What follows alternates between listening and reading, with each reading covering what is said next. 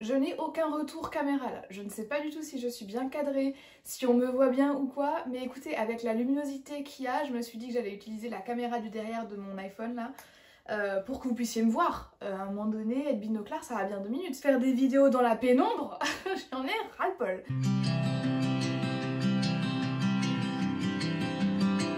J'espère que ça va, j'espère que vous me voyez bien et j'espère que vous êtes prêts et prêtes pour une vidéo un petit peu bilan de l'année 2021 et aussi objectif de l'année 2022, même si je suis pas très fan en général d'avoir des nouvelles résolutions ou des choses comme ça pour la nouvelle année. Je déteste fêter les nouvelles années. Franchement, je suis clairement de la team vieille peau qui n'aime pas nécessairement fêter Nouvel An.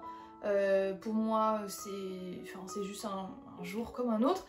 Après, ça peut aussi donner l'occasion de faire le bilan qu'on va faire aujourd'hui. Et d'ailleurs, j'ai pris mon ordinateur pour pouvoir regarder ça ensemble. J'ai pas du tout organisé cette vidéo, donc là, on va être en mode nature peinture, nature confiture. Je vais parler de Booktube en général. Et après, je parlerai de ma chaîne.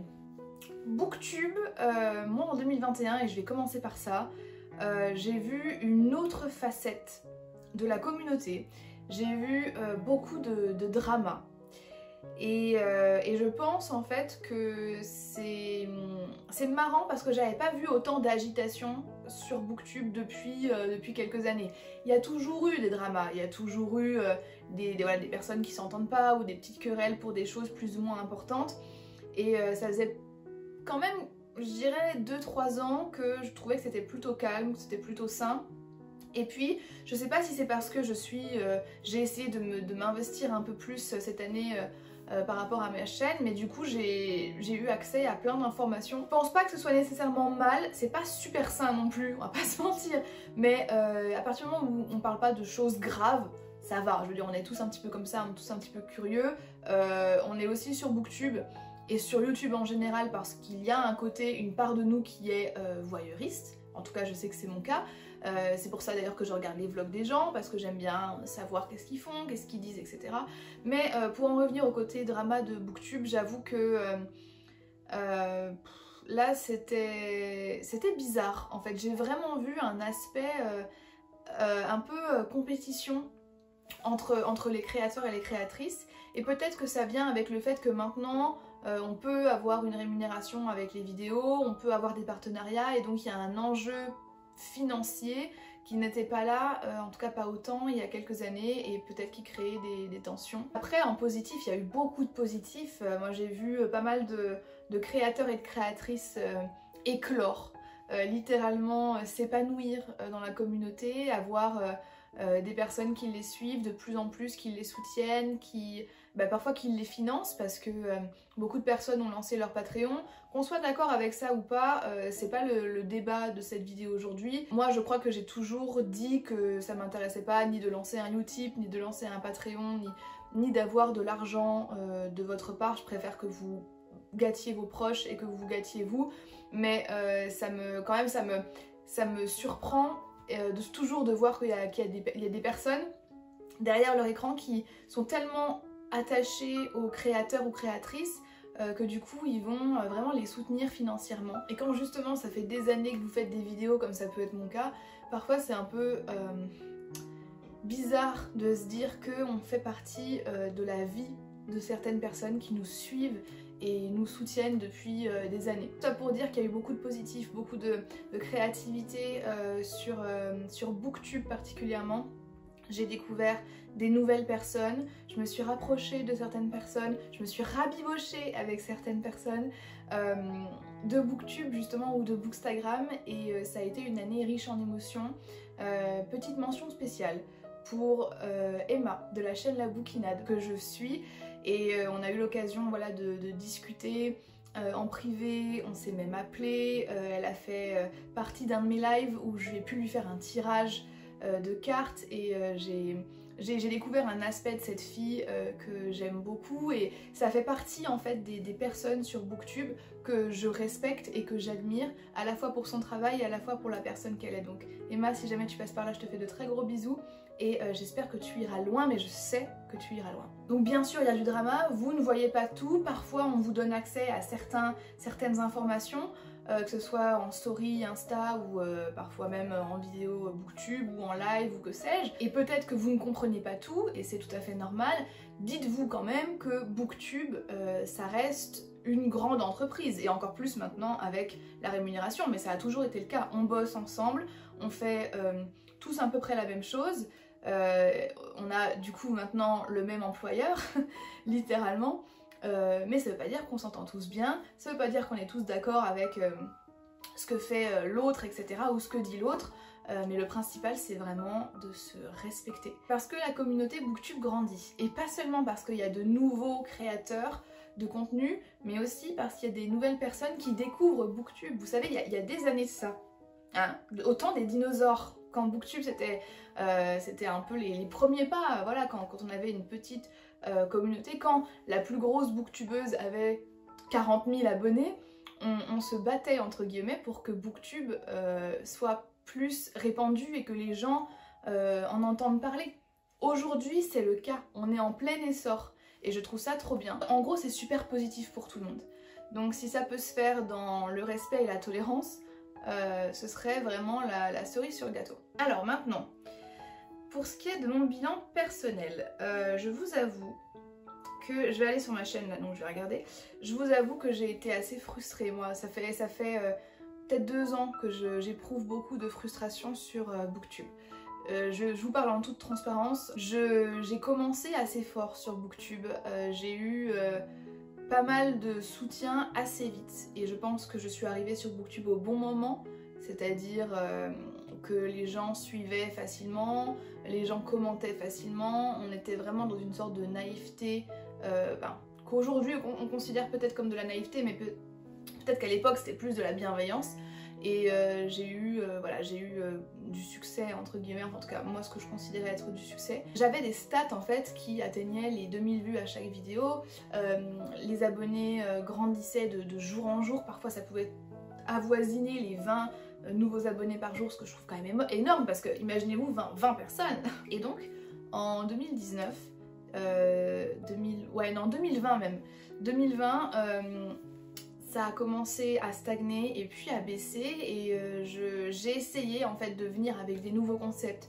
J'ai essayé de faire des miniatures un peu plus attrayantes, même si les miniatures franchement c'est mon enfer. Voilà. Des fois je me demande à quoi ressemble l'enfer sur Terre et il suffit que je commence à faire des miniatures et je sais. Et en plus je suis pas douée là-dedans, c'est pas un don que j'ai de modifier des vidéos, des images, enfin bref, du coup c'est un peu chiant, mais ça joue mine de rien dans le taux de clics. Et je crois que ce qui m'a le plus mis à un coup, c'est vraiment les abonnements. Les abonnements, parce que je voyais que ça n'intéressait plus beaucoup de personnes, que parfois je perdais des dizaines et des dizaines de personnes et du coup automatiquement vous vous remettez en question. Il y avait aussi tout cet aspect de s'investir à fond dans un truc et que ça marche pas et donc automatiquement ça crée de la frustration et je suis désolée, on n'est pas là pour ça en fait. C'est clair qu'aujourd'hui si vous voulez venir sur Booktube pour avoir des partenariats, de l'argent, etc., faut pas venir, c'est mort et encore moins maintenant, c'est très compliqué d'évoluer aujourd'hui avec l'algorithme YouTube ou l'algorithme d'Instagram. Mais on n'est pas là non plus pour des prunes, il faut pas mentir en fait. On est là pour avoir un retour. Alors bien sûr on est content et contente d'avoir notre communauté, de pouvoir parler, d'échanger, moi je suis mais aux anges. Mais il y a aussi tout cet aspect d'attirer plus de personnes et de voir que notre travail paye. Vous voyez ce que je veux dire? Donc c'est assez ambigu en fait comme sentiment. Et je pense que, en tout cas pour ma part, de dire les vues on s'en fout, les abonnés on s'en fout, les stats on s'en fout, pour moi ça ne marche pas, c'est faux. C'est faux et c'est encore plus faux que 2020 et 2021 ont été les années où j'ai commencé à me professionnaliser sur YouTube. Alors, YouTube ne sera jamais mon métier, j'ai mes études, j'ai un travail, donc ça sera jamais mon activité principale. Maintenant, c'est un à côté que j'aime plutôt bien, que j'aime même beaucoup, et si en plus ça peut me rapporter de l'argent de poche, qui dirait non? Franchement, qui dirait non? Et donc moi j'ai dit oui à des partenariats qui me semblaient, en tout cas... alors peut-être pas pertinent parce que quand je vous parle de bijoux c'est clair que ça n'a rien à voir avec les livres, mais qui me semblait intéressant. D'ailleurs, encore une fois, cette vidéo n'est pas en partenariat mais je porte que les bijoux d'Anna Louisa, je ne fais que ça. C'est d'ailleurs le seul partenariat que j'ai qui est durable et tout.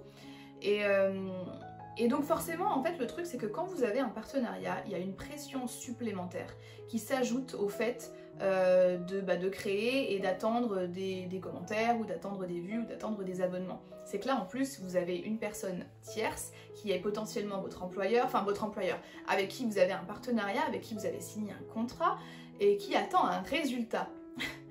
Et quand vous l'avez pas le résultat, quand le résultat n'est pas là, eh ben vous vous sentez mal. Voilà, moi personnellement j'ai Archuma. Et donc j'en viens à un point que je voulais aborder avec vous et qui va être, je sais pas si on peut appeler ça une résolution, mais qui est une décision que j'ai prise, c'est que je pense que je vais arrêter ou alors vraiment diminuer les vlogs. Parce que je me suis rendu compte de plusieurs choses concernant les vlogs. J'ai commencé les vlogs en 2020. Avec le temps, j'ai continué le format des vlogs parce que j'avais vu que, contre toute attente, ça vous intéressait. J'avais eu beaucoup de vues, beaucoup de commentaires et je me suis dit putain ça plaît. Et c'est vrai que, pour moi, le vlog, ça demande pas beaucoup d'efforts en termes de contenu. C'est-à-dire que vous faites votre journée, selon ce que vous souhaitez montrer à la caméra, bah voilà, vous avez juste à l'allumer, à parler 2 minutes, à montrer ce que vous voulez montrer, et ça s'arrête là. Donc il n'y a pas d'effort de on se pose, on se prépare,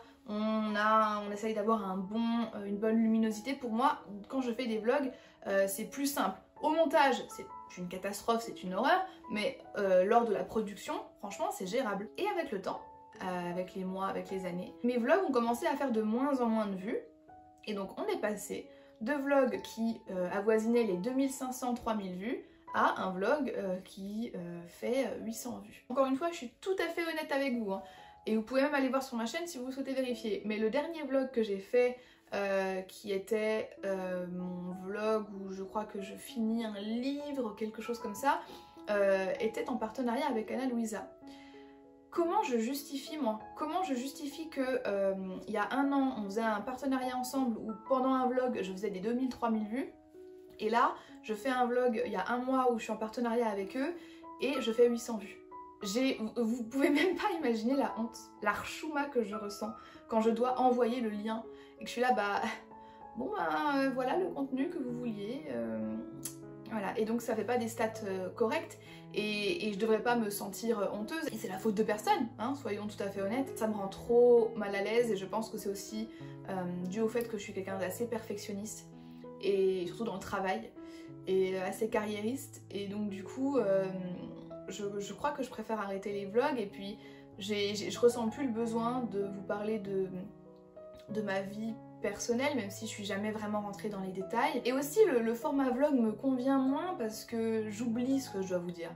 J'oublie parce que je suis pas quelqu'un qui sort son téléphone tout le temps lorsque je vis des choses et du coup ça me saoule parfois d'être là à devoir sortir. Et en fait c'est pour toutes ces raisons qui s'accumulent que j'en viens à la conclusion que je pense qu'il faut que j'arrête les vlogs, en tout cas qui ne concerne pas la lecture.